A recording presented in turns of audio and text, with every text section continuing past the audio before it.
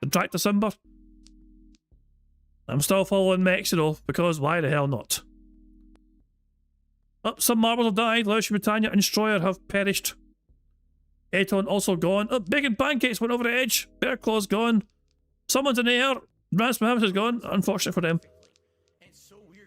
But yeah, we're coming up to the point here. Oh, Sack says play is gone as well. Mexi's still going strong. I'm following Mexi. These cannons are a bit hit and miss sometimes. Some marbles will potentially you don't nail a landing. But going left is a good thing, in my opinion. Going left gives you a better chance to survive. Although having said that, you need to try and fucking land dead center on this thing. You want to be dead center here. And Mexi, to be fair, is looking good. Oh, that's unlucky. Mexi. But you see how cruel this course is. And look at the other side. The other side as well is just as cruel. Look at this shit. If you survive all that, then you got to try and make one of these paths and trampoline over. There's Daniel Cannon, who hopefully nails a landing. There you go. So, Woods, we're going to follow Woods right now. Cal Denson's doing quite well as well in this course. Very, very challenging marble course. This is indeed. A lot of marbles are perished right now. Woods still going strong. Woods! Oh, it's unlucky, Woods. What about Cal Denson? Cal Denson gets through. Congratulations to Cal. You know what? You're dead centre? Yeah, left and right is very bad here. No, Cal, no, go centre. Oh, you barely survived. Cal Denson might actually fucking do it, you know. Cal Denson, make yourself famous, son. Oh, wait, going up there for you, stupid prick. Why? Daniel Cannon, Fox Where Fox, still alive. Daniel Cannon going the wrong way. Fox Where Fox, why? Why everyone's going up the way? Why people go up the way instead of down the way? Ah, fuck. Well, that was a good run, but sadly it was not to be. Right, okay. But I am going to change course, and I'm going to pick the other one now. The shorter one, you know? Sunny Deadly Treat. Maybe I have Scarrow. We're going to go through... We'll give each one a try. We have 3 very challenging courses. We'll give each one a try, and then we'll end the poll, and we'll get back to bingo, and we'll see whether we count it as a nuke or count it as 5 free spaces. This one's a bastard, man. This one's a right bastard. It's very hard to kind of follow what happened to this course. You know? It is quite a bit of a convoluted, messy course. I'm going to follow M-Board because why the fuck not? On your cell, M-Board, lead the way, show us how it's done. Some marbles have perished already. M-Board doesn't want to get out. M-Board's like, I don't want to go. I don't want to go. I want to stay here. It's nice and safe. Right, in you go. I forgot his part was bouncy. Yeah, his part is a very bouncy part here. Jesus, I forgot about the bounciness. I tell you, Egret's done quite well. Egret managed to get through there. And M-Board as well, they nailed the landing. So I'm going to keep following M-Board. Yeah, we'll follow you, M-Board. It's me, I'm doing well, and look at me. I'm still following M-Board because I'm being loyal to... Wait, get down the fucking hole, you fucking indecisive prick. Move! So I'm just going to go around and around and watch everyone else go before me. Just get in there! It's like purposefully avoiding it. It's like, nah, no, you're getting forced to go now, you fucking prick. Right, M-Board. Still following you as you drop out here. Ah, I remember this bit. Yeah, this bit's a bit precarious, this bit. The cannon does not always launch you where you need to go. The cannon is very, very temperamental. But M-Board nails a landing. And once again, sign a spin in a circle and take a time. Oh, you want? Yeah, that's... Oh, M-Board dodging bullets here. No one is finished yet. In fact, we're down to the last 8 marbles. We've been following M-Board for the longest time. Well, not anymore, not. Fuck. Anyone else alive? Bill Brasky. Bill Brasky's gone. Who else is alive? We have 4 marbles left alive. Sack says play. who's all the way over here. And then with 3 marbles left, Damien's also there. Oh, that's a bad place to be. That's a very bad place to be. You don't want to be in there. Get out of there, Satch. Get out of there, Satch. You're gonna get fucking zapped. Damien in first place. Red Joshi on the other side, who's just way over here. Red Joshi actually is doing it on their mind. Red Joshi's gone. Damien's gone as well. Satch's plate and they're gone. Okay, well, everyone's dead. We're all fucking dead. I was a bit of a fucking confused map. We still don't know where the finish is, by the way. We don't know where the finish is in that course. We're trying to find it. We're going to find it. We know roughly. I think we kind of roughly know where it is, but we don't know for certain where it is because we've not actually seen it. So there you go. Okay, last one. Professional Marble Insanity.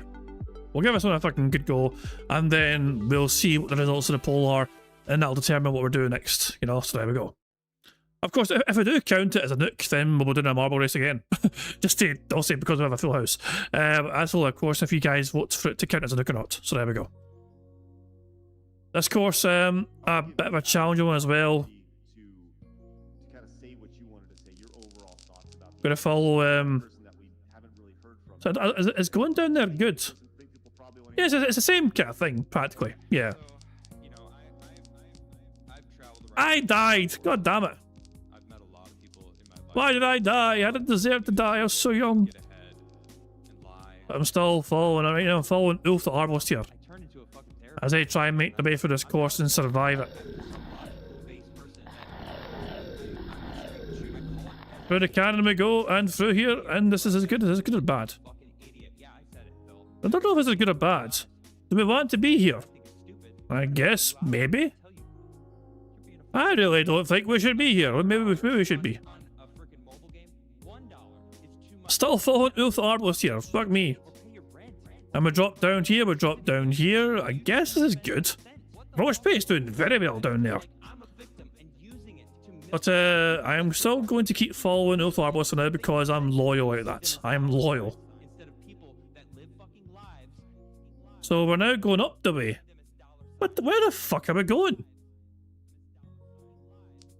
Oh, you want to go out there, down there, and okay, I see. Is Roach Pate still alive down there? I don't even know. But we're following Ulf the Arbalist. No one's finished yet. The finish line is like back that way, I think, somewhere. But we're still following Ulf. Oh, I remember this bit. Yeah, this bit's a bit brutal, man. This bit's a wee bitty brutal. It's very hard to get out of here, and the fucking pyramid as well, it fucking comes out here. This pyramid is very bad news indeed. Look what happens. It comes right through the terrain. It almost fucks you all up. The finish is over there. The finish is constantly moving over there, as you can see. Tom's stuck in the air. Ulf the Arbalist is having a wee float. And they've dropped down here. Is that good or bad? That's possibly good, actually. You want to drop down again, I think. You want to drop down again. Yeah, there you go. Is anyone close to the finish? I don't know, actually. This could be good, actually. This could be very good here. I don't actually think this is good. Charlotte Mac's gone. Gibble's gone. Can Ulf... No, Ulf's gone. Ulf is gone. For Tom? The tractor Simba? Let's get Tom. Tom's the last hope. So really you want to kind of drop down here.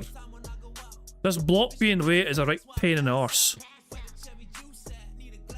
This could be good though. This could be good. Oh, it's bad. Wait, is it? Okay, but we're in. I think this gives you a second chance. This gives you a second chance to get to where you want to go. You know? We were here before, but we couldn't drop down before, but it gives us a second chance so to kind of do what we have to do. Oh, that's not fair. It's a bouncy fucking pad. Oh, pish. Oh, that sucked. Well, crap. Righto. Well, bugger. I guess we'll fucking say goodbye to the game for now. And you guys, we'll see what the results are on the poll, okay? You guys have voted. Let's just go back to this for now, okay? You guys have voted. 56% of you want to count that as a tactical nuke. You know? So, I reckon I'll do what you guys want, and we will count that tip that came in as a nook.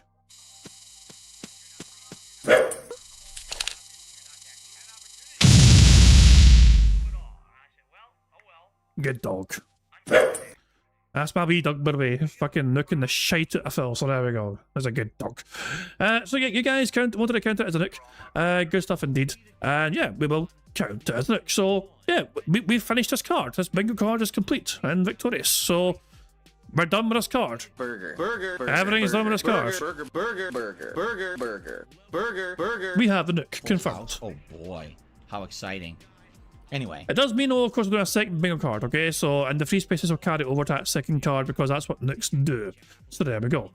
So, yeah, we need a second bingo card. So, yeah, first number in chat I see, the number that I use to generate the second bingo card. So, yeah. It's just, yeah. Oh, Christ, man. But before we start playing bingo for a second time, we will do a marble race to determine who's the full house winner for that first one. So yeah, there we go. We'll have a really random map marble race. So I still need to pick a winner. And the first number in chat I saw was 4 from Sunny. So good stuff indeed. What? 4 in here. Right. Read filter saying to the following on this second bingo card. Detractor or trolls, no exaggeration. A lot of people tired tips. Voted. Him whispering to the microphone. Him ignoring a troll tip. Him scratching his stash. And him talking about his family. Him saying obviously, him being all clown mode, him saying Pokemon cards, meaningful and percent. The fourth row is all burping, him saying support, him talking about Twitter X or being on Twitter X, him saying shock and schedule. The fifth and final row is all saying so anyway, him getting 51st doors support, him applauding, him having dead air, and finally him doing siege mode. So there we go. Right, before we continue, we should really fucking do another marble race, you know? So, we have a full house marble race to decide and determine for that first card. So here we go. Let's hit random and let's do this race here. It's called Accelerating Boost Strategy, made by Jack Saint MCC. 34% elimination rate and average finish time of under 3 minutes. So let's see how we do this one.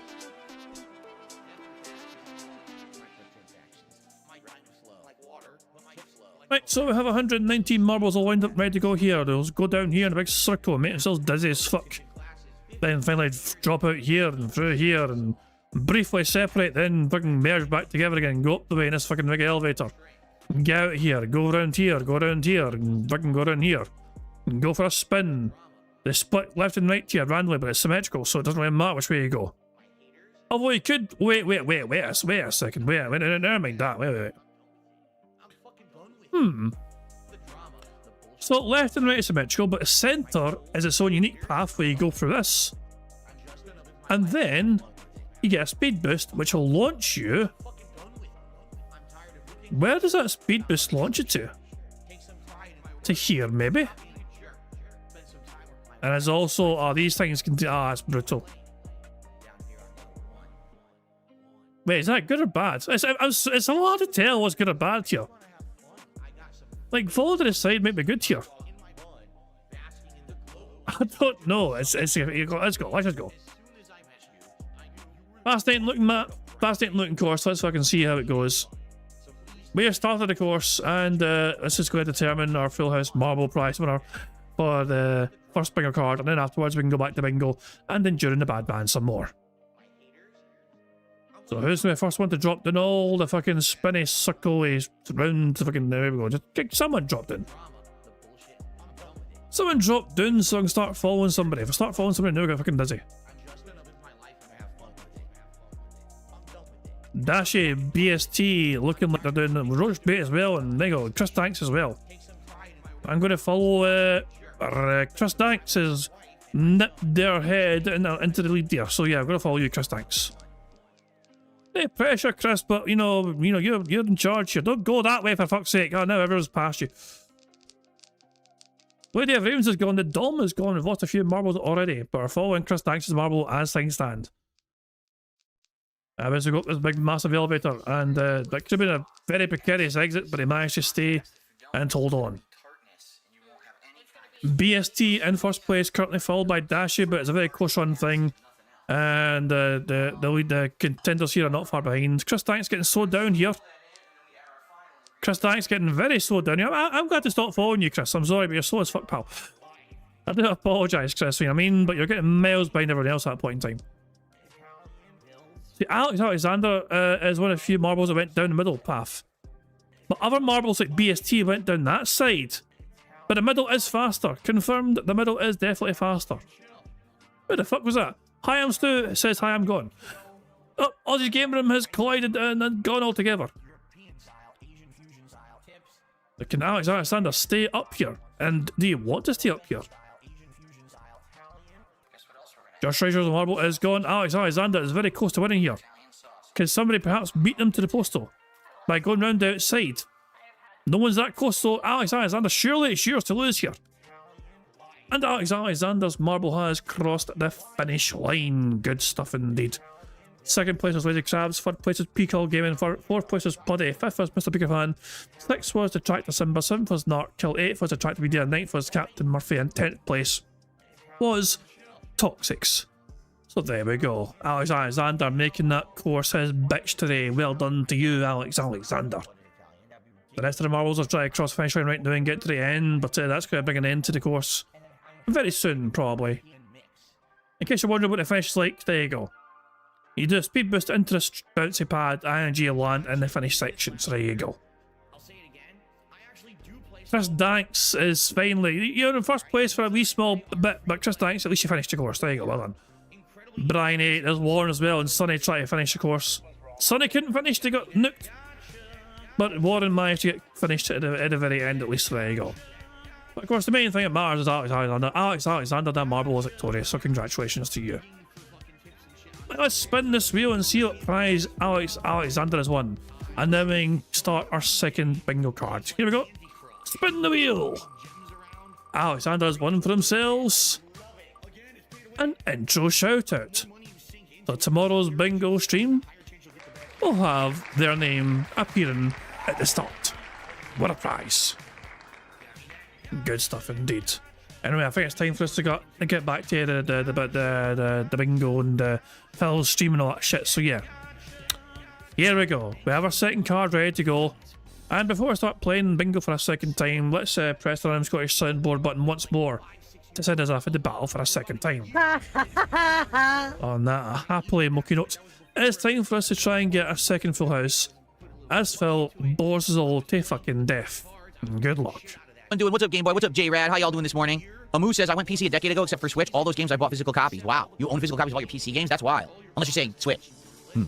Zayko says, well, it's going to be a monopoly at that point. That's exactly how they want it. They want to completely control their own games. That way, they think that they can make more money. They're so afraid right now that the industry is crashing. AAA games aren't selling like they used to. Budgets are way over ballooning. The development cycle is way too long. The cost of game development is going up. The cost of resources to make consoles, to make PCs is going up. Everything is bad. So they're saying, we need to find a way to make more money. And this is the way.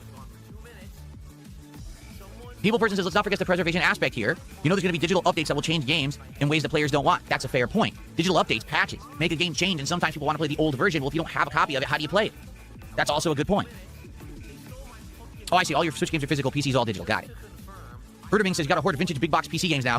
Yeah, I mean, to be honest, the physical sales of PC games, I mean, that went away a long time ago, right? But it's really been console games that have preserved the physical copies for a long time, and now, you know, this is a humongous industry shit. What's up, Ortega? How are you over on Kick? How's it going, man? First tip of the day. $3 tip. This person says, this trend is popular in other markets too. Ford is now wanting to make it your car hood won't open unless you bring it to a dealer. Ford's reasoning is customers have no business going in there. They don't want anyone saving money fixing their own car. What? Seriously, if that happens, no one's going to buy a Ford. I'll tell you right now, if that were the case, I would not buy a Ford. I'd be like, nah, these guys, to hell with them. Because here's the thing. I'm going to give you a very valid perspective on this, okay? So when I purchased my current car, which is a Toyota, okay, they asked me, did I want to do the service plan, where you pay a certain amount, and if ever your car needs service, whether it's a oil change, whether it's a tire rotation, you get a leak in your tire, they need to repair it or whatever, it's actually covered under this plan that you pay for, right? And when I got the car nearly a decade ago, I was like, okay, this kind of makes sense. Let's do it. I'll pay for the plan. This way I don't ever have to worry about maintenance. I ever have a problem, I'll just bring it in, right? First time I needed to do something, okay, it was oil change. I contacted them. Do you want to know what they told me? Well, because COVID is going on, okay? This is the first time I was actually trying to do it under their plan rather than, like, take it to a place myself, right? COVID's going on. You're going to have to wait about 2 months. Excuse me? Yeah, we're backed up because of COVID. 2-month wait to get an oil change. Are they insane? I wanted to make sure that they were telling me the truth. That yes, 2 months. So I could drive it right across the street to Jiffy Lube right now and get it done. You want me to wait 2 months for an oil change? So you want to know what I did? I drove my car across the street to Jiffy Lube and I got my oil change, and then I canceled my plan, and they actually gave me all the money back. Because if you don't use the plan, they basically will credit you for it, and I never used it, so they gave me back like 2 years of the plan. I got all my money back. So this is what I mean. If you let these companies control everything, expect to have no control over anything. Get it? They will tell you, they will dictate how everything works. They will tell you when you can do something, how often you can do it, how much you can do it. Are you crazy? Well, I thought I owned my car. I can't just get the oil change. No, wait 2 months so we can take it in. What the hell are you? Do you tell me I can't open my car hood? I'm not buying your car. Who fucking cares?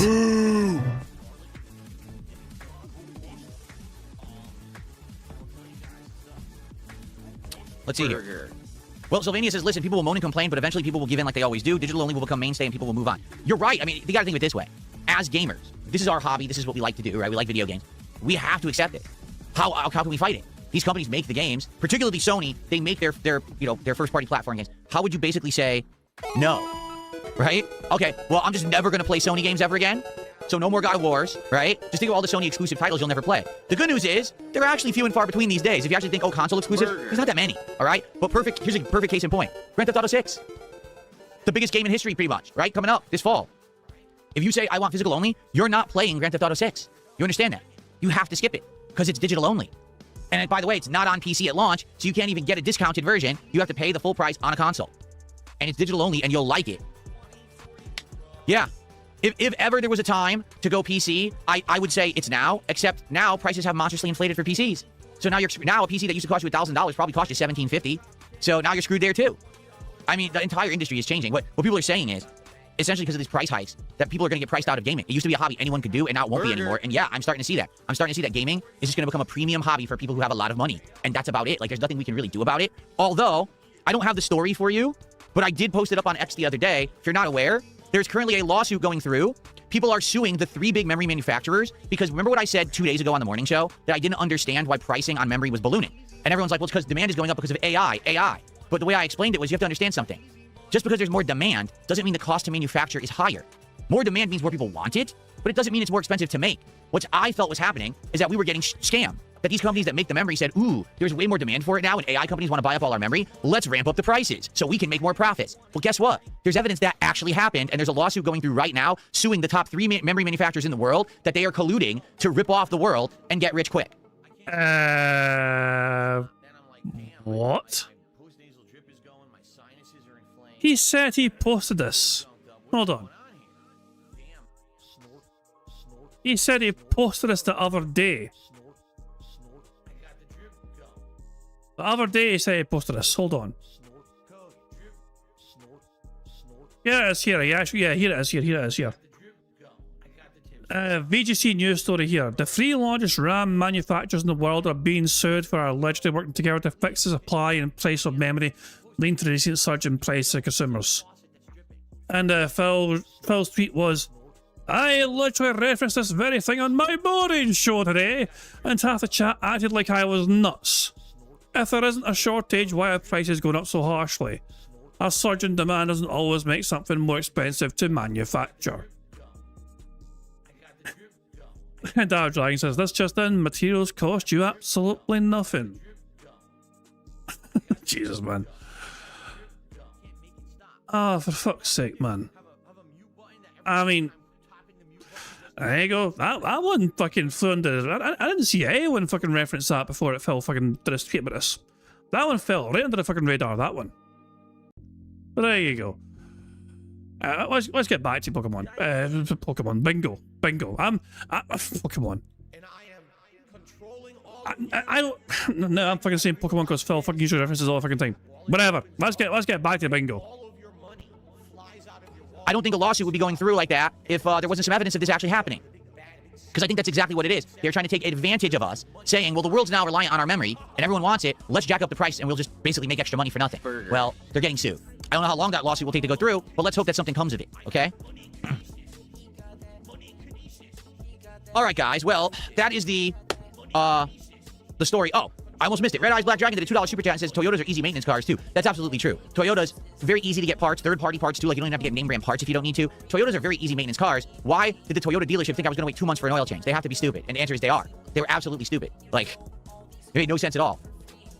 It was funny because when I called to cancel the plate, you actually have to call and talk to a rep. They want to make it hard for you because they realize a lot of people don't like confrontation. And if you actually have to call and talk to someone to cancel, they think you won't. But I did, of course. And when the representative was like, why are you canceling this plan? I thought, everything we've heard is a very good plan. I said, I literally just got off the phone with your dealership and they said I have to wait 2 months to get my oil changed. That's insane. And the person on the line said, oh, that is insane. Okay, I understand. And then they canceled it. Why don't you back it up with a source? My source is that I made it the fuck up. Do I miss my old BMW? Asked Felix to me. I leased 2 BMWs in my lifetime. One when I first became a YouTuber and started printing money when I was prominent, and another time when I moved out here, I got another BMW for about 3 years. Do I miss it? Here's what I liked about the BMW, okay? First of all, it was superbly quiet. When you're in the BMW, you can't really hear much. It's like sound canceling technology or whatever. You don't hear anything outside the car. And that's nice, except sometimes there'd be like an ambulance or something coming by, and I could barely notice because it actually was such good sound containment that I couldn't really hear it. Okay, that was number one. Number two, the brakes. The brakes on BMWs are insanely good. You can stop on a dime, and I mean it. You could literally stop your car instantly in any situation without ever just done.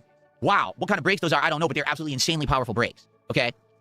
Outside of that, the only other thing I would say is comfort. The seats were very comfortable. They're full leather and, very comfy at all times. That's about it, though. Like, outside of those 3 features, nothing in the BMW did I really need. Like, for example, when I first got it, this was way long ago, like 14 years ago, I think 2012 when I got my first one, it had a GPS built into the dashboard. And this was unheard of at the time. Like, most cars didn't have that. It had the GPS right there, so you don't need your phone or nothing. You just do it right through the dashboard. And that was amazing. What would you need a fucking GPS for? What the fuck would you need a fucking GPS for? I don't fucking go anywhere apart from the same fucking usual spots. Thank God I got I'm leasing this BMW with a GPS so I can fucking go to the 3 same spots as usual. Not far in. I'm going to go to my mum and daddy's place or whatever. I'm going to fucking go to Rambo's place or I'm going to go to fucking McDonald's or GameStop. But now literally everyone just uses GPS in their phones for free, so you don't need that feature anymore, okay? It had a moonroof. What the hell do I need a moonroof for? What do you use that for? Nothing. It's completely worthless, right? It had the service where if you're stuck somewhere, like let's say you get into a car accident or you're lost in the woods, you know where the hell you are, you push the button and it uses a satellite to contact a representative 24/7. You explain your situation and they help you. Whether they send roadside assistance to come help you, they send the police to come get you if you're in a car accident, or an ambulance, or they send someone to find you if you're lost. They'll actually do that. Like it tracks your car on like a GPS and they send someone out. Do you want to know how many times I used it? None.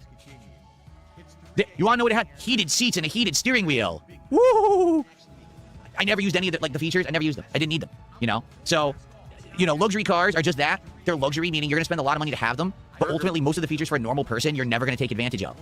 I could see if you're someone who has a long commute every day and you're stuck in your car for an extended period of time, sure, maybe then you could say, I'd like to take advantage of a luxury car because it feels better or whatever. For me, I've now had my Toyota Corolla for... I was trying to think of that myself. I'm not sure if moonroofs were a thing or not. I was like, what the fuck? I generally don't know. I don't know. But I don't drive, so I don't fucking know. I have no idea. But yeah, is that just a sunlight? Yeah, oh my god, I don't know.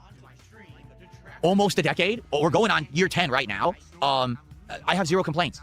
And that's a car that's half as expensive. So, there you go. All right, so we got about 20, 25 minutes to chill. Let's hang out. Let's enjoy each other's company. Let's see what you guys want to talk about. And then we're going to play Pokemon Brilliant Diamond. So today, we do have... Here we go. I was wondering when a big counter would get to fucking go into overdrive. It took longer than usual, to be fair. But here we fucking go. Bringing all the free spaces for him, begging for Pokemon card support. Let's see what you guys want to talk about. And then we're going to play Pokemon Brilliant Diamond. So today, we do have 1 free pack of Pokemon cards that will be opened. If we have more milestones of support, okay, we'll open more.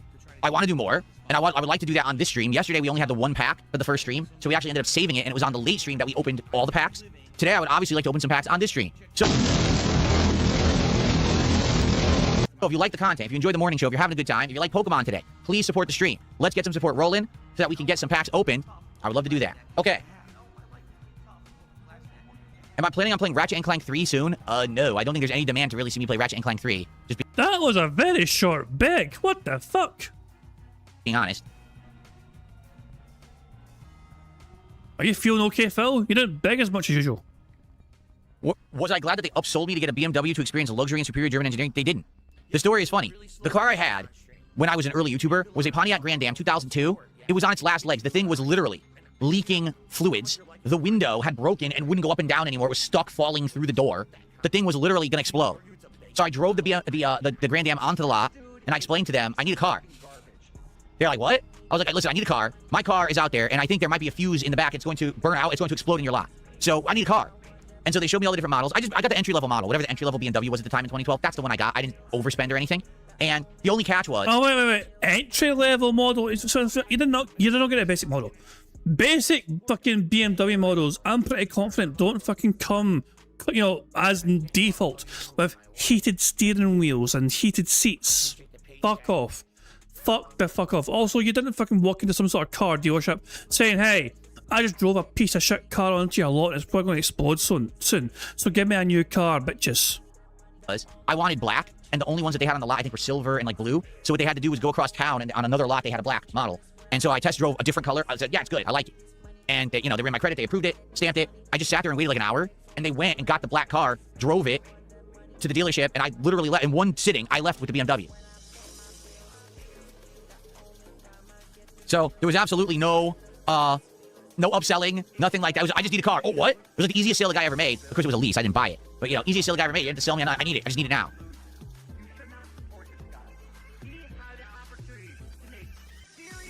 People person says, remember, historically, a lot of digital storefronts remove movies that they find offensive or that they think are problematic. What if they start doing that with games? Yeah, I don't know. You're right. What if digital storefront just decides they don't want to sell a game anymore, but there's no physical copies? Well, then you can't get it anymore. It's a problem. It really is a problem. James says, launch Steam controller and a retail box of Pokemon. You have insane luck. The thing is, I bat 1 for 20 maybe, if you know what I'm saying. I try a bunch of stuff and usually nothing happens. Every once in a while I get lucky. Steam controller was not luck, okay? The reason I got a Steam controller is very simple. I went 5 minutes early, and they were selling it 5 minutes early. It wasn't that I tried the same time as everyone and I got through. I did it at 9:55 a.m. when they said they went on sale at 10 a.m., and it went through at 9:55. It still worked. So that's how I got my Steam controller, okay? The Pokemon thing, yeah, I'll admit, it was. I give all credit to Helixification. Yesterday, Helixification came to the chat, told me they had a queue to buy pitch black boxes on PokemonCenter.com. I joined the queue. I got in 30 minutes, and I got a box. I was like, that was easy, because previously I tried 2 other times, and I couldn't get in. So now I hope that, people will come by and continue to tell me when there's that queue so I can check it out and see what's going on for sale there. Because let me tell you, man. Who fucking cares? Let me give you the perspective, okay? Retail price of a box of Pokemon cards, $161. And then there's tax, so it ends up being like $170 and change. Scalper price for a box of Pokemon cards, over $300. So you're paying double. But, Phil, you're not charging half as much, so. You got your Pokemon cards for a lot cheaper, but you're still charging the same prices. Is that fair to your audience?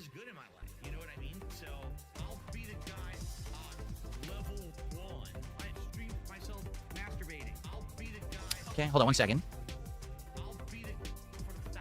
I got a $1.50 tip. Someone says, stoked for Indivestance Day. We'd be buying new vests to show off your new physique, fit your body better. Any chance you'll bring out Pokemon vests when you rip new packs? I forgot I had a Pokemon vest, actually. No, the whole point of Indivestance Day is nostalgia. Meaning, I wear all the old vests, I wear all the old hats. You vote on which vests and hats I wear in what order during the course of the day. And it's just a fun and silly day. I'll be drinking and cleaning out my closet. We're going to go through my classic games collection, which is going to be super fun. It's going to be a good day of just hanging out and having a good time and, enjoying, how modern things are and how things have changed since the past, but reminiscing about how silly the past was. If I buy a new vest, that undermines the whole idea. We're not trying to add vests to the collection. We're just trying to pull out the old collection and wear them to have fun, you see? Who fucking cares? But I think that's pretty funny. You're right, I have a Pokemon vest. I forgot all about that.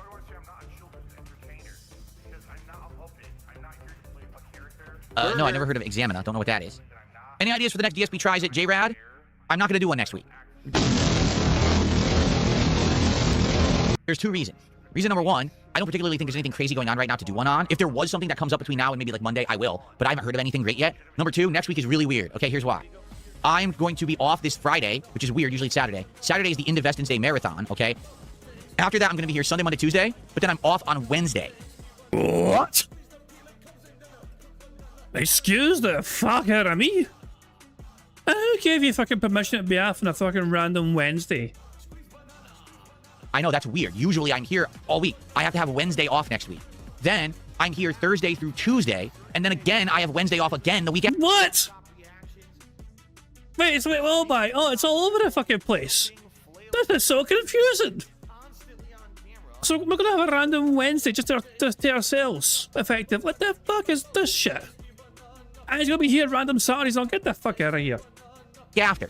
So July is kind of weird schedule-wise. It is. I know people will be confused. It's just a weird month. Therefore, since things are already thrown into mass disarray, I don't think I want to be taking time away to do DSP tries, just do gameplay, you know what I mean? Unless, again, if something big comes out, something huge, something to try, I would. As of now, I haven't heard anything. I'm like, yeah, let's just play games next week. Since I only have 3 days to play real games rather than the marathon, I figure one day or 2 days will probably be Dark Souls 2 and one day will be Pokemon Brilliant Diamond. I'll probably have TCG one night, debating if we're going to do Pokemon Champions one night. I don't know if we'll do something indie, because the thing is now fighting games are all thrown into disarray too, but I will be here on Friday of next week, so maybe we will do Friday Night Fights. It's so weird, man. It's going to be bizarre. A bizarre couple of weeks. That's for sure. And then after that second week, where I have that Wednesday off, I think I'm actually taking Wednesday and Thursday off that week. After that weird week, then things should get back to normal and back on pace. Fuck you and your shitey schedule. Is Batman and Robin any good? You mean the movie? No. It's good in a B-movie way, where if you watch it, you can laugh hysterically at how bad... Oh, come on. It's funny. Batman and Robin is worth watching just for how fucking cringe it is, you know? George Clooney fucking using like the fucking Bat MasterCard, and you got Big Arnie fucking making all these fucking freezer jokes. Ice does you and all that shit, you know what I mean? Cool it off. It's such a stupid movie. But it's still worth a watch. It's dumb as shit though. Bad it is, but there's insane cringeworthy lines and just poor acting. The only thing good about the movie is the over-the-top production value and visuals. It's very colorful, very flashy, very campy. You can really enjoy it if you don't take it seriously as a Batman movie. You'll probably, have some good times, but it's just not a good movie. There's a lot of good puns from Schwarzenegger's Mr. Freeze, that's for sure. Zakwa says, why can't we get good news for once out of the gaming industry? It's a good point. It's been a long time since we had some good news. It really has been, you're right. It's like, ooh, someone just did a great digital event showcasing all these games, right? This is exceptionally cool. The rest of the year is going to be great for gaming. And then for 3 to 4 straight weeks, we've had nothing but toxic negative news. Like, oh God, what is happening? Oh, by the way, for the record, we're not done. We are done for today, but we're not done.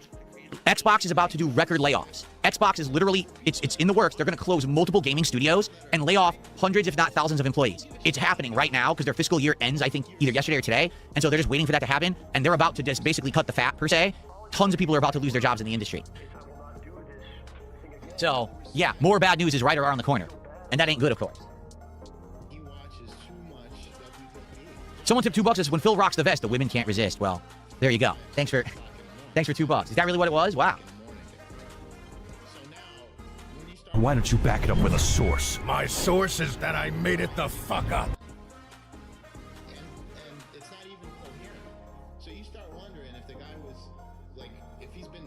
Denim Banana Handcart, what a name. Says, meanwhile, Nintendo is thriving even though they don't build gaming PC consoles. Nintendo is just weird. They're just weird. They do their own thing. They ignore industry trends. They ignore their customer base. I think Nintendo's unique because Nintendo has been around so long and they consistently say things like, we're not in competition with Sony and Xbox, we do our own thing, you know what I mean? That they have a crazy fan base of gamers who solely follow them, solely buy their consoles, solely buy peripherals, solely buy the games. And because of that, they're like insulated.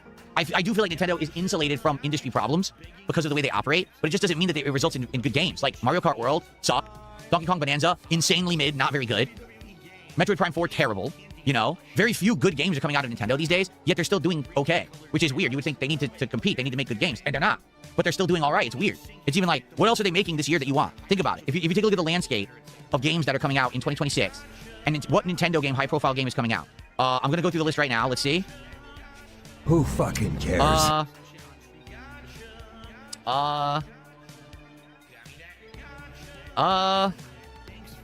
Nothing.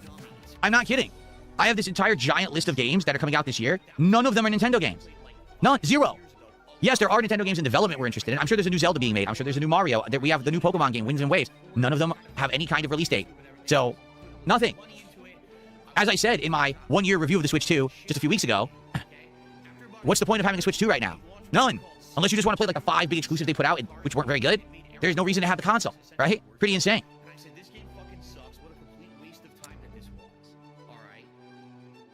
No cap. Did a $2 super chat. It says 2,000 Rogs versus a gorilla. Who wins? Huh? 2,000 Balrogs from Street Fighter versus a gorilla? The Balrogs would win. 2,000 bodies. Just think about that. 2,000 bodies of anything on top of a gorilla. I mean, 2,000 small children would probably defeat a gorilla. Because there's 2,000 of them. They just, body pile on them. Dog pile on them. Done. There you go.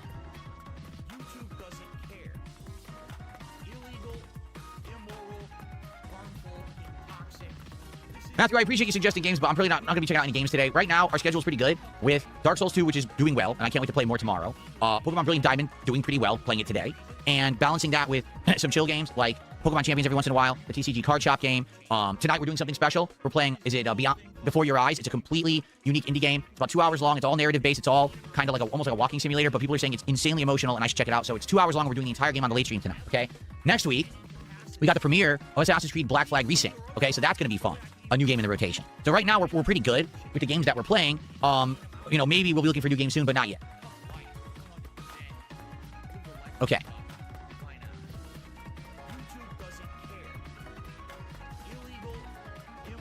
What do I think about Assassin's Creed Black Flag? One of my favorite Assassin's Creed games of all time. My favorite Assassin's Creeds are definitely the 2 trilogy, probably with Brotherhood being my favorite. But if you say what was your second favorite, probably Black Flag.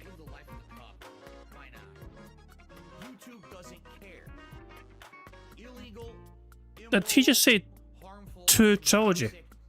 Trilogy's free. Hold on. I need to slow this down. What did they say? About Assassin's Creed Black Flag, one of my favorite Assassin's Creed games of all time. My favorite Assassin's Creeds are definitely the 2 trilogy. The 2 trilogy? That doesn't make sense. Trilogy's free. The 2 trilogy. Am I missing something here? You know? I don't know. But yeah, I mean, obviously, okay, I've never played Black Flag, so I can't really say anything about Black Flag. But Assassin's Creed 2 is the best Assassin's Creed out there. Alright? Assassin's Creed 2 is just the dog's bollocks, alright? You think he means Ezio Trilogy, which is Assassin's Creed 2? Well, Assassin's Creed 1 was pretty much... The first Assassin's Creed game was pretty solid, you know? It's like Assassin's Creed 1 and Assassin's Creed 2 is like Terminator 1 and Terminator 2. You get what I'm saying? Like, one laid the foundations and the second one just fucking knocked it out the fucking park, you know? But yeah, I've never played Black Flag, so I can't speak for that game, but Assassin's Creed 2 is just incredible, you know? 82 Baron Revelations with Ezio Trilogy. There we go. Ezio Trilogy. But Phil just said 2 trilogy though. Assassin's Creed games of all time. My favorite Assassin's Creeds are definitely the 2 trilogy. The 2 trilogy. He definitely says 2 trilogy. That was not mash mouth, however. That was just 2 trilogy. Probably with Brotherhood being my favorite. But if you say what was your second favorite, probably Black Flag.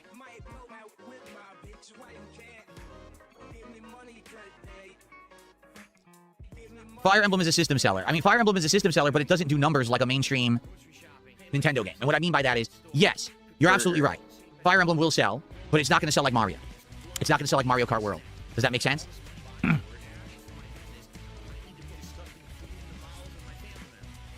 No, I don't buy any games physically. I couldn't tell you the last time I bought a physical game. I think it was like...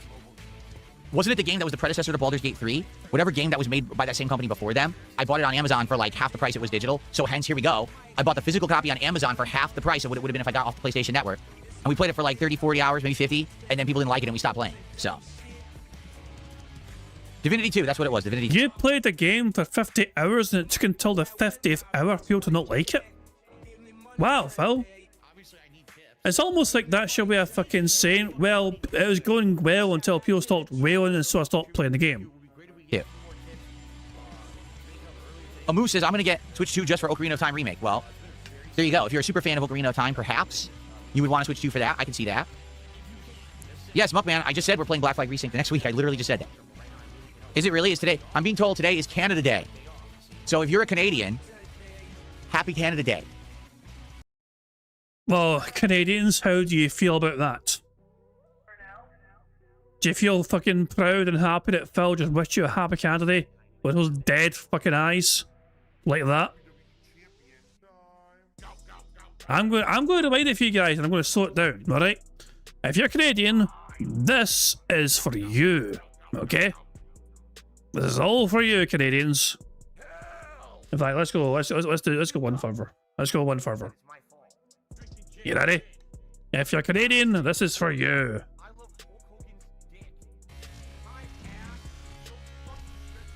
Happy Canada Day. There you go. You're welcome, Canada. Don't say I don't do anything nice to you, Canadians. Well, there we go. Good stuff indeed. Let's get back to the bingo screen. Now let's get back to 1.5 speed immediately. Here we go. There you go. I don't know what Canada Day is, but okay.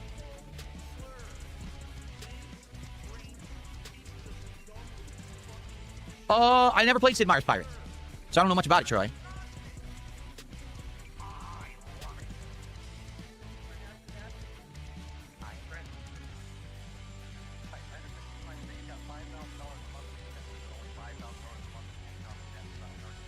Six Hybrid says the last time I bought a disc, it took nearly 1 hour to copy that over to my SSD. But when I do it in the internet, it takes 10 minutes. But physical media is very slow now. It really is, like compared to, you know, digital. Yeah, that's why most PCs don't have disk drives anymore. No one bothers with it.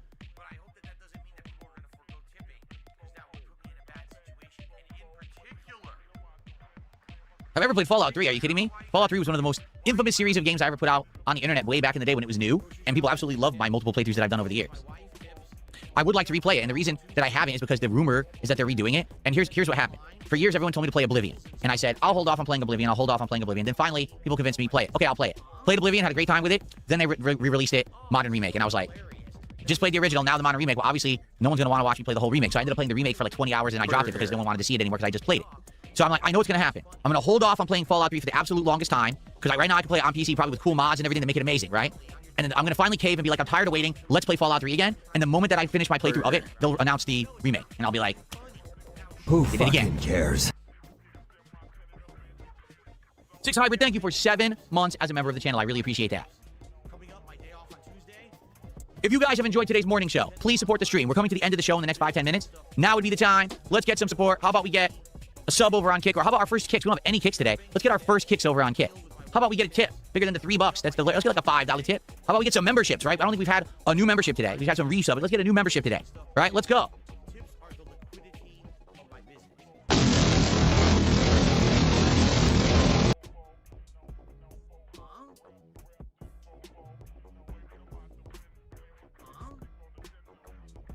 You don't think Fallout 3 is getting the remake? If that were the case, then that means the document that they leaked, they changed their plans. In that document, it said Fallout 3 remake and Oblivion remake, and Oblivion remake was real. But yeah, you're right. We haven't heard head or tails of this Fallout remake, so I wonder if it's real or not. Make the bad man stop.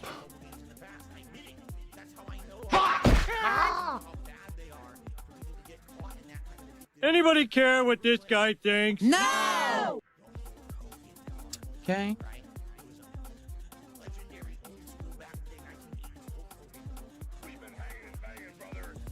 V-Souza says, if you're playing so much Pokemon recently and that's Nintendo owned, is it hypocritical to be critical of Nintendo? No.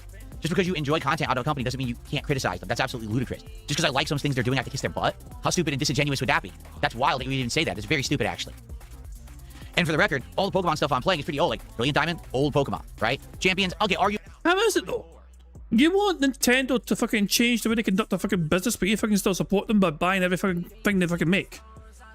It's a valid point, though. If you're going to be critical, it's like how critical you are about YouTube and how they fucking conduct their fucking business and run their website, but you still use it every single fucking day, and you're too afraid to fucking not use it.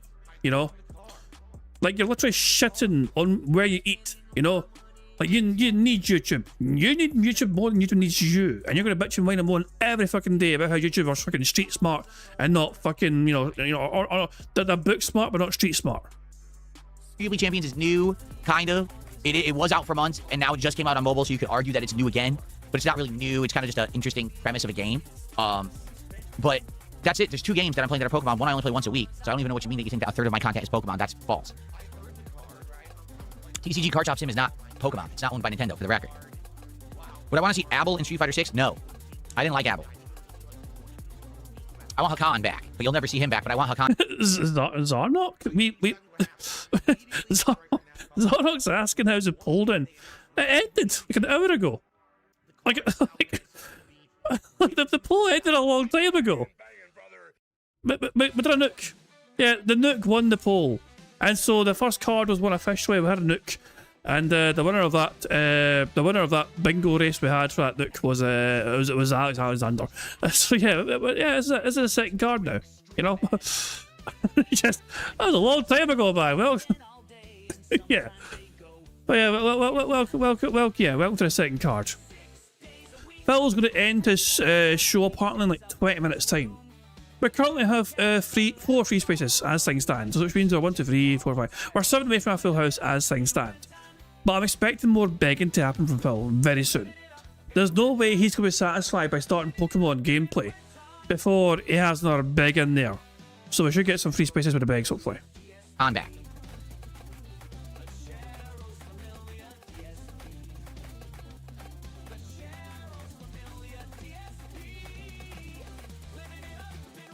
Game Freak, yeah, Game Freak, I guess, makes the Pokemon games, but I think Nintendo overall owns the IP. Is that true? Not 100% on it, but I know that Nintendo does own everything of Pokemon, correct?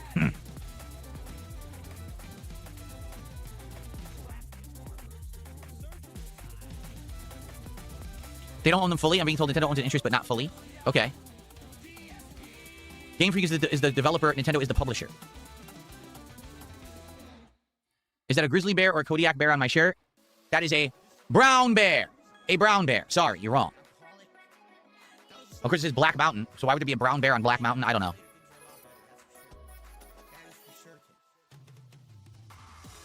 Have I considered playing Beyblade? No.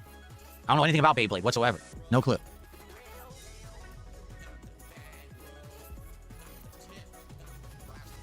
All right, well, it seems like we are winding down here. Last chance if you want to tag me in either chat and ask me a question, do a little bit of Q&A. This has been a heck of a morning show. And then we're going to get to Pokemon Brilliant Diamond.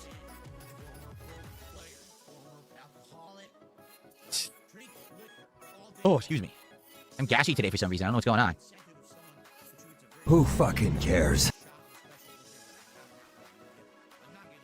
Game Freak and Creators Inc. own 66%, so Nintendo owns 33%. Interesting.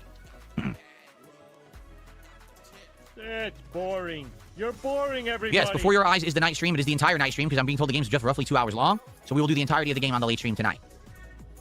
Give me your money. Give me your money.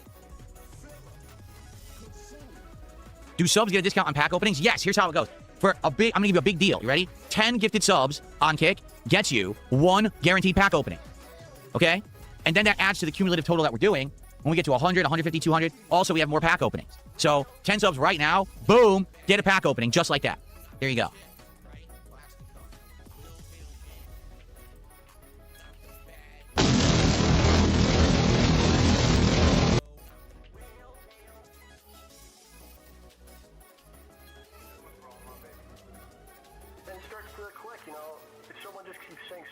Oh, okay, I guess I'll announce this.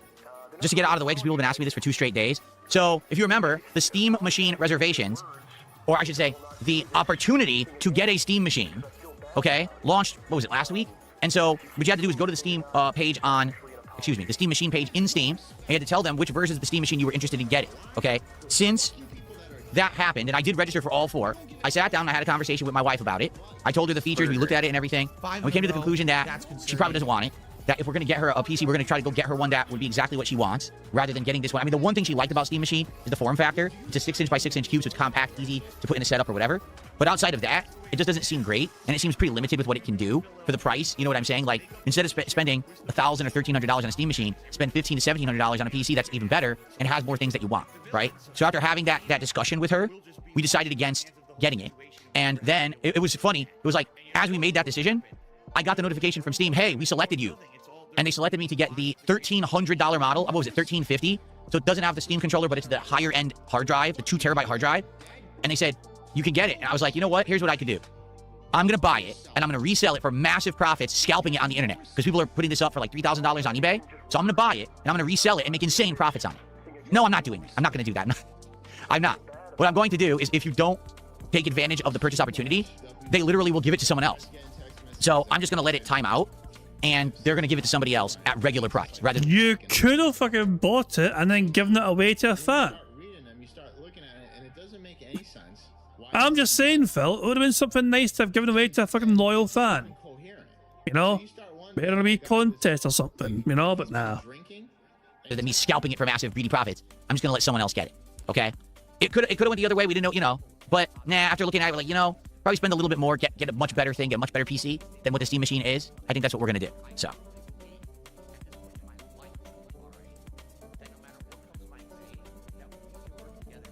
Let's see here. Haseo, how are you? 61 months as a member, and he says, I just read the article of Physical Games No More. It's sad and heartbreaking. That being said, what would that mean for other media? Anime has a large physical market. I wonder how that will be. I don't know yet. You know, we look at movies. Movies right now have a huge digital presence, but I think here's the difference. With movies and TV right now, it's kind of a nightmare because constantly the licensing rights of movies and TV is moving all over the place, right? These popular shows, they're on Netflix today, then all of a sudden they're on Paramount Plus, then all of a sudden they're on this other one. Same thing with movies. They keep moving. So physical media still kind of makes sense for movies because you own it and you know you can play it whenever you want. Therefore, you don't have to worry about what subscription service do I need today to watch my favorite movie, right? With games, it's really not like that. With games, you know, all the Sony exclusives are always going to be on PlayStation Network Store. The Xbox exclusives will always be on Xbox Live. PC games that are third-party are always going to be on Steam, but maybe other marketplaces, right? So I think it's a little different when it comes to anime movies and stuff like that because it's such a pain to navigate the digital marketplaces right now. It could change. I don't know. For games, I think it's a different animal right now. On Anorexia, thank you for being a member here. He says, would you ever do another family stream? You mean like with me and Kat? I mean, there's always a possibility in the future, 100%. But she has purposefully stayed off my streams for over 2 years now because when she was here playing Dondoko Island with me in that Like a Dragon game, once again, everyone just was toxic shitbags and just, you know, were horrible to her. And she just doesn't want to give people that control anymore. You know what I'm saying? Like, for some people, it's easy to go in front of an audience every day and have people make fun of them. For me, I'm so used to it. You guys have called me every name in the book, and you continue to do so. Now you say I'm wearing diapers. Like, every day it's something new, right? It comes to the point where it's like, this is so fucking stupid. I don't care what you idiots say. You know, I'm gonna ignore what these moron trolls say. I'm just gonna have fun with my real audience, right? You ignore it by dressing it every single day. Plus, Phil, you should have... Why did you let chat be visible to her? You know what I mean? You fucking put her in a situation where she was exposed to your community and she hated what she fucking witnessed. That's on you and your community. But not everyone's made like that. Some people don't want to have people all over the world saying horrendous, awful things, and it gets to them, even though you know these people are worthless dirtbags who don't really affect anything and they have miserable lives themselves, which is why they make fun of people on the internet. You know, you're infinitely better than them. Doesn't matter. Some people still get bothered by it. And, you know, my wife doesn't want to get that level of harassment. So probably she's not going to come back. I would guess. You know, we gave it a try. Once again, the same exact result as the time before. So probably not, but I don't know. You know what they say is never say never. You know what I mean? And John Nepper, thank you. Also being a standard supporter. I don't know if any of these were fresh new ones. I think John's was. John, was that a new membership? It looks like it was. Yeah, it looks like it was. Because when it says welcome to standard or when it says welcome, that means it's fresh and new. The other ones are resub. So that one we can count. Thank you, John.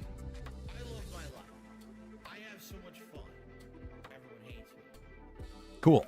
So we actually got a membership this morning, too. That's awesome.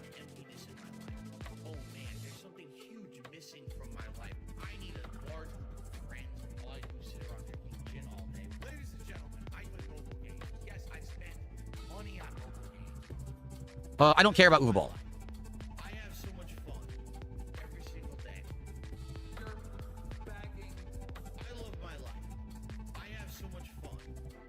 Any further plans for any one of my chats? What happened, Faithful Komodo? It looks like your message interrupted itself. 4th of July, I'm here. Independence Day is upon us. In only a few days, we're here all day long doing a marathon stream, celebrating the 4th of July, celebrating the vests, the hats, the silliness of the past, cleaning out the closet, checking out my classic games collection, drinking, and I'm going to give away a ton of digital codes for free Pokemon cards for you guys over the course of the day. I'm going to give away a ton. You guys are going to get ridiculous amounts of free cards over the course of the day. It's going to be super fun. I'm also going to give out free membership. Who fucking cares?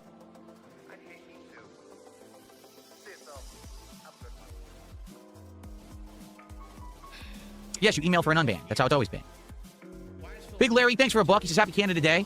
Calling you a dinosaur when playing Street Fighter 6 was funny, but I don't mean any harm by it. Razzing is different.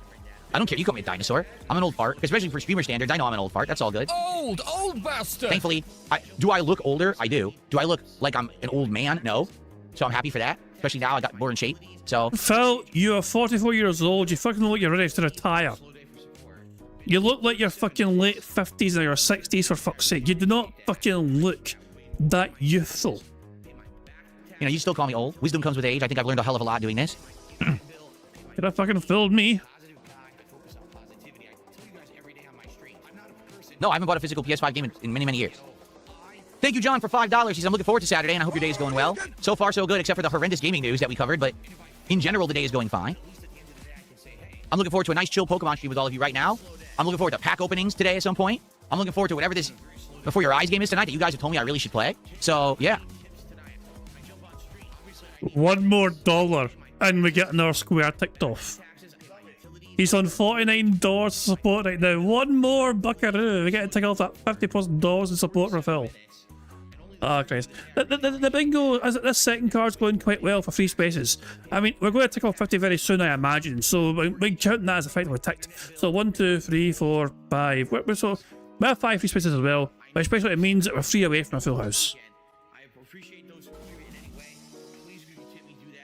Unsung Stranger, I have no idea what that message meant, which is why I'm not responding to it. I don't know what you mean.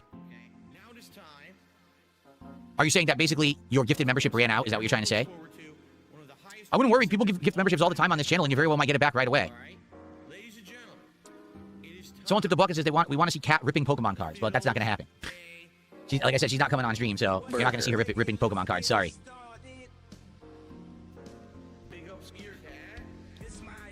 Aseo says, will any future retro game playthroughs be more difficult to do depending on how you play them given the news of today? Well, it's only going to affect games from 2028 onward, right? That's what they're saying. Like, physical copies will continue to be made and everything through 2027. So we got basically 1 more year of getting physical copies. And then 2028, say goodbye, digital, digital only. So in that regard, no, it's not going to affect anything. You know what I mean? Like, it should be fine for retro games, but, moving forward, yeah, long time it could. It could have some kind of an impact. A lot of people want unbans today. If you wonder what I'm doing, I keep reading emails. People keep wanting unbans. I'm unbanning several people here. So 40 minutes. So we have 40 minutes behind live DSP. And in 40 minutes, fucking Phil makes $1. He's on 50 right now, and we're 40 minutes behind him. And he makes $1 in 40 minutes from now to then. Oh my god, wow. So guys, if we get 7 more likes, we get 2 free spaces. 50 likes on the bingo stream, maybe 2 more free spaces, which would get us closer to a full house card. It is a close run race. We might get a full house, but it's going to be close today. It's going to be a close one. It'll be a photo finish. Big Larry Gaming, thanks for another buck. He says, to be honest, it's ironic. I'm 3 years older than you, and I'm also a dinosaur who plays Street Fighter 6. Well, there you go. Thank you for the buck. Wait, so that last $1 happened now? Remember, if you do a $50 contribution... It did happen now. And now he's going to beg. So there you go. So, wait, so he this is his last contribution up to live DSP. Holy shit, man. I'm going to wind it just so we can count the begs. How's Jackson doing? Jackson's doing good. Jackson's doing okay. Jackson's doing fine.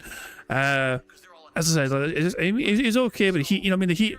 At first, we were kind of a bit concerned that he might need those injections again, but we're still waiting for the vets to kind of properly, fully, like, it's like, we're still, they're guessing, basically. I mean, vets, it's not easy for vets to come to, like, a complete, concrete answer as to what's wrong with your pet sometimes, you know what I mean? Because, obviously, animals can't really communicate effectively about, like what's wrong with them. All I can do is just try and treat it as best as I can. And it looks like our wee boy won't need those monthly injections, He's still getting pills every day to kind of treat his Addisons, but hopefully it's not going to require those monthly injections. It's like a more severe form of the Addison's disease thing. You know what I mean?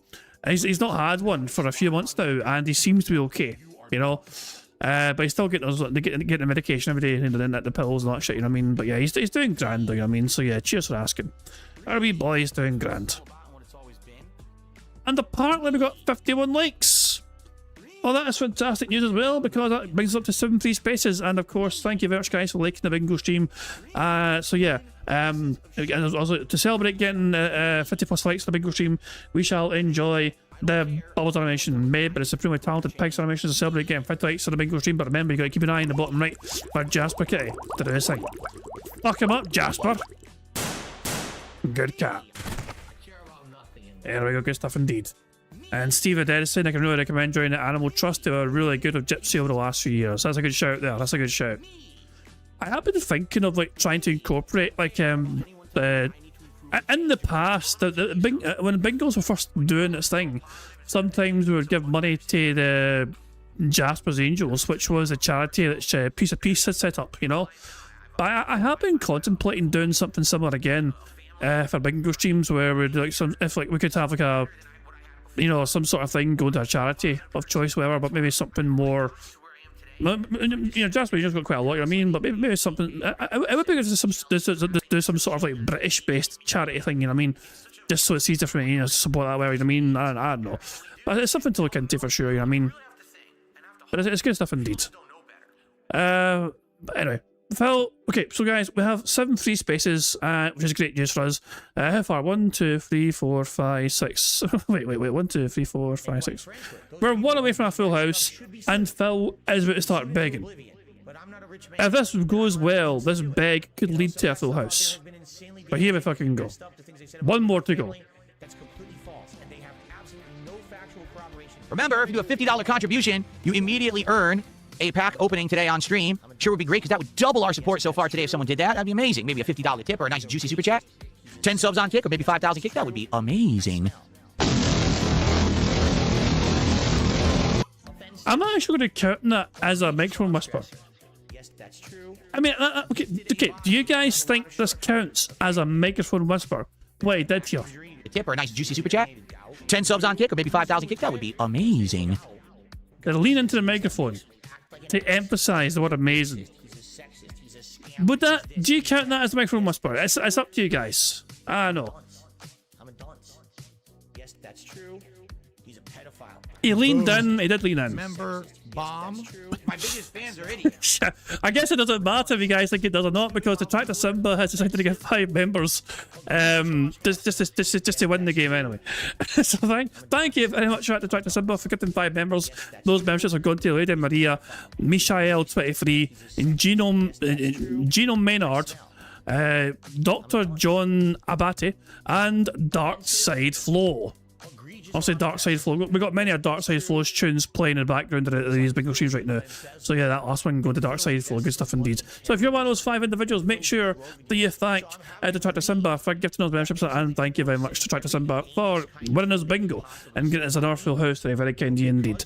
So let's tick off those 8 remaining squares. 1, 2, 3, 4, 5, 6, 7, and 8. Full house? Oh boy. How exciting. Anyway. Excellent stuff indeed. So he's on $51 now, and we're behind DSP by 45 minutes. Let's get live, DSP, shall we? Everything else we've seen before.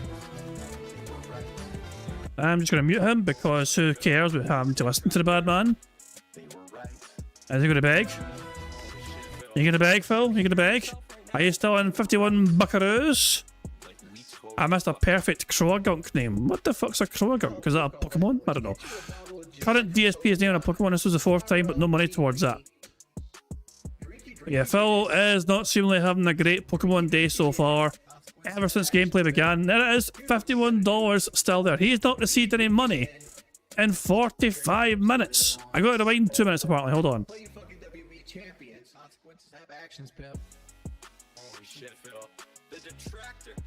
It is Dark Side Flow. I was butchering her name on purpose. It is Dark Side Flow. You are right. Well, I guess either way works, you know. Either way works, you know. But yeah, I mean, I think they prefer it as Dark Side Flow, but yeah, both work. But Phil, here's Phil suffering with Pokemon. I was to rewind 2 minutes, so let's fucking see what happens here. Is this him capturing Pokemon? Got him on the first try. All right, guys. Croagunk. Right. The Toxic Toad has been achieved and caught. Toxic Mouth Pokemon. Poison and fighting. Wait, I got to rewind a bit more, but I just caught the Pokemon. I thought that. What do you mean rewind a bit more? How much more did I rewind? I rewinded. I know you're lying. I'm gonna pick on you. I know you're lying. Did I rewind it to start the battle? I don't know where to start playing. Whoa. I'll play it from here. Fuck Chat's it. been very slow today. I don't know why. Chat's been very slow. Looks like these are all the same Pokemon, so I guess we'll get out of here. Chat's been slow and so high support. Hint, hint. The Swampy Cave. Have we been to Swampy Cave yet? Doesn't ring a bell. Here we go. We want him. We don't think we have what's his name? Toxicroak? He starts as Croagunk. He turns into Toxicroak, right? I don't think we have him yet. Riveting gameplay, Phil. You're really fucking. Who cares?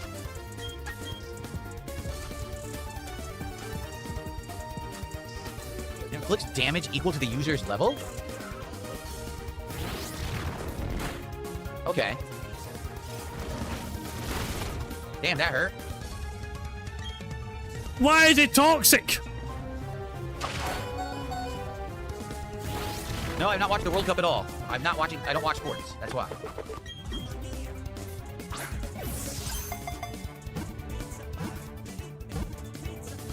Got on the first try.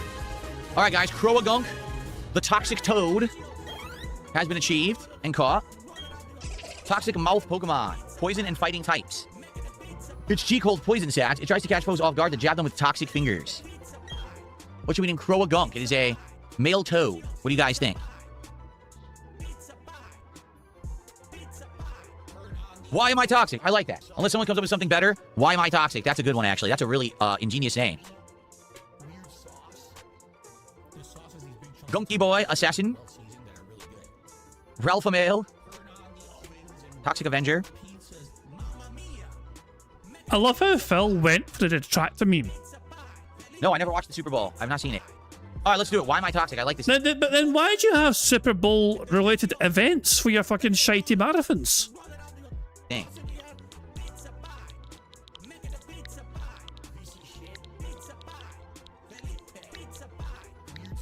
Why am I toxic? Why am I toxic? Cool. Gotta heal. What a pile of shite. But no one's giving him money. It's tragic. And still no one's giving him money. Oh no! Look guys, he's still on 51. Why is no one giving him money? Oh well, it's fucking terrible. Who fucking cares? We're done with the bad man. We're done with the bad man. We are done with the bad man. The bad man's on having a slow day. This might be the 4th day in a row where the trumpets play on Raw fell at the end of the stream. He's not been hitting the 150 a lot at all lately. We're enjoying these otters having a good time. Is this otter? This otter has been receiving food. There we go. You left some behind, you daft prick. But good stuff indeed. We're watching the otters enjoying feeding time there. This is so good stuff indeed at the aquarium. Guys, I am going to wrap up there, I think, for now. What we're doing? We wrap up there. But we're done with Phil. But we have marbles to fucking play. I'm forgetting something here. Oh yeah, fucking marbles. Let's get marbles going. Was there something else forgetting? What was it? What am I forgetting? Oh yeah, the fucking marbles. That's why we endured a bad man in the first place. Alexander won the marble race first time round. Who's going to win this second race? This map. The random map is called World of Flame, made by Serbian chef. It has a 91% elimination rate and has an average finish time of about 3 minutes. A lot of you fuckers are going to die here, but that is a sacrifice I am willing to make. So we start off with this, a funky looking like robot thing, you know? Holy shit, it's like a robot battle. Wait, how do you get to the end? How does this work? Where's the path? There's a portal and there's this funky bot thing right here, and do we go down the back of it? Do we ride the fucking bastard, or do we just go down the... How do we get to the end? I'm confused.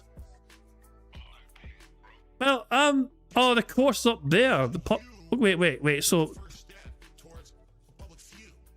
Well, and the course is there, for fuck's sake, this is very confusing. Let's just go. I'm going to try and keep tabs on who's doing well. But yeah, this might be a bit of a tough one to follow. Hey look, Pokeball. Explosive barrels! Oh, you bastard! Ah, there we go. That's why a lot of people die in this course. Holy shit, who's that? The Baron has gone. There's more barrels exploding everywhere. You're going this way, you're going that way. Is anyone going the way they might be going? Larry's in the air! So is Wild Bill. I think these two know where they're going. I'm going to follow these two. Well, we've had a whole lot of different destruction. We've lost almost half our marbles currently. Wild Bill, I think, is in first place. Larry, I think, is in second place. I don't quite understand, but I am following them anyway. I'm keeping an eye on the finish line as well, in case anyone else is here. All Head Studios is just making their way up the top here, but yeah, this is a very confusing course. Wild Bill, though, I think, is winning. So we're just going to follow Larry in second place for now. Can Wild Bill hold on to lead here? Oh, hello. Oh, these are... Oh, those are transparent things. Oh, I see. Oh, Bill's gone. And Larry's gone. And Ludwig has taken full advantage. Ludwig has taken advantage. Mark O'Shaughnessy's come out of nowhere. I don't want to follow them. I want to follow Mark. Where are we? Oh, for fuck's sake. I want to follow Mark. Mark's in the air. Okay, I finally followed Mark. Mark's gone! Where are we? Right, Satch says play. I think is winning. I think it's both in the barrel. Ludwig has taken the lead again. Somehow, I think. Is someone gonna get... I'm keeping an eye on the fucking finish line in case someone fucking finishes. Like, where do you go here? Like, well, there goes Tulip. Nobody has won yet. Ludwig seems to be doing quite well, but now they're going the wrong fucking way. I don't know if you're meant to be going this way. The finish is down below. I'm going to follow Gru. Whereas Gru is going towards the end of this, but is this a good place to be? Do you drop into the finish line here? I guess we're going to find out. Is Gru going to win? Yeah, okay, that's definitely the right way to go. Gru's marble has landed in first place, Laotia Britannia in second. That was a fucking confusing, chaotic race full of explosive barrels everywhere. We've only got 14 marbles left alive. In third place was Dreamlands TV, fourth was Gang of Wolves, fifth was Ludwig World Order, sixth was Mr. Pikafan, seventh was Ulf the Arbalist, eighth place looks like it's going to be Camping Dutchman. Let's see. Yep, it is. Ninth place is going to be Mistake, or Satch says play, one of these two. Satch says play will be 9th and Mistake will be 10th. And the last few marbles are also in the background there, ready to finish the craze as well. Time. And they'll just drop into the finish. Jesus, man. But there we go. That was a confusing fucking course. But we got there in the end. We got to the finish here. And Gru getting to the end once more. Yeah. You've won a couple of races lately, Gru, haven't you? I think you've actually done quite well as of late. With getting to the finish line in these courses. Oh, let me check my notes here. You won that other day. Yeah, you won a couple of days ago and you won a Scottish Soundboard Pass. Yeah, greedy bastard. So that's not enough for you.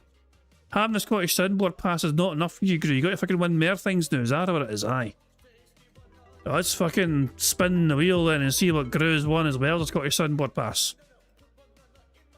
Remember, if this lands on Scottish Soundboard Pass, we'll spin again, because, well, they can't have the same price twice, you know. So yeah, Gru, let's see what you've won.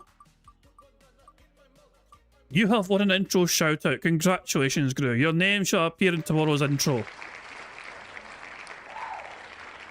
As well as Alex's, right? Alex won that as well, didn't they? So yeah. Number 2 names on tomorrow's bingo intro, Alex Alexander and Gru. Congratulations to you both. There you go. Good stuff indeed. So I think that then covers everything, and I think we're ready to just call it quits for today. But I'm going to wrap up there. So yeah, tomorrow is the final bingo stream because Phil is not here on Friday. So yeah, feel free to join me tomorrow. Tomorrow, of course, will be a level 1 podcast. It might be a longer show than usual because Phil's doing a podcast instead of a morning show, and podcasts tend to last fucking longer. But yeah, I'm going to wrap up there. Is anyone live right now? Can I redirect you guys somewhere else out of curiosity? Let's see who's live streaming right now so we can have a wee raid. Raw Phil is live, of course. And, no, that's pretty much it. So there we go. We'll wrap up there, guys. Okay, so, no, okay. I do hope you all enjoyed this wee show, this wee bingo stream. We shall return tomorrow for the final bingo of the week before Phil takes his Friday off. And, so yeah, join me for some of that, but I'm going to wrap things up how I always end up. And I'm going to end how it always ends by pointing to today's PIG contributions made by the supremely talented Pixar Animation. So guys, until tomorrow, I hope you all enjoy the rest of your Wednesday, and I shall catch you all later. Goodbye.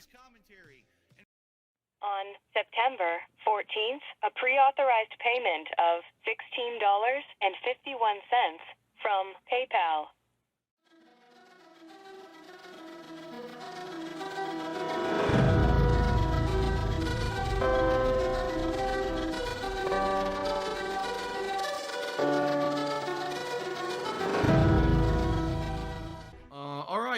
Mills has tipped me $1.30. It says, I'm back. What's your favorite type of shower? When you're showered in money. When you go outside, all of a sudden, greenbacks start falling from the sky. And you raise your face up, you're like, oh, you start dancing, you go, oh, money, money, yeah, yeah. All right, I don't know what the hell you're talking about, but thank you for the first tip of the day.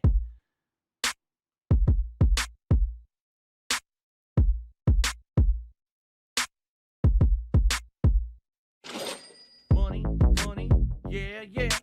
Money, money, oh, money, money, yeah, yeah. Money, money, money, money, yeah, yeah.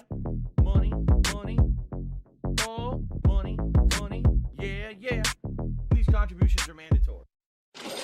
Money, money, yeah, yeah. Money, money, oh, money, money, yeah, yeah. Money, money, money, money, yeah, yeah. Money, money, oh, money, money, yeah, yeah. These contributions are mandatory.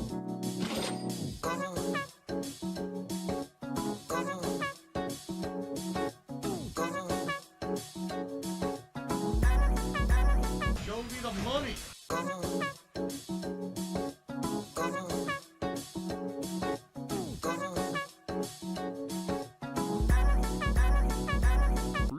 Money, money, yeah, yeah.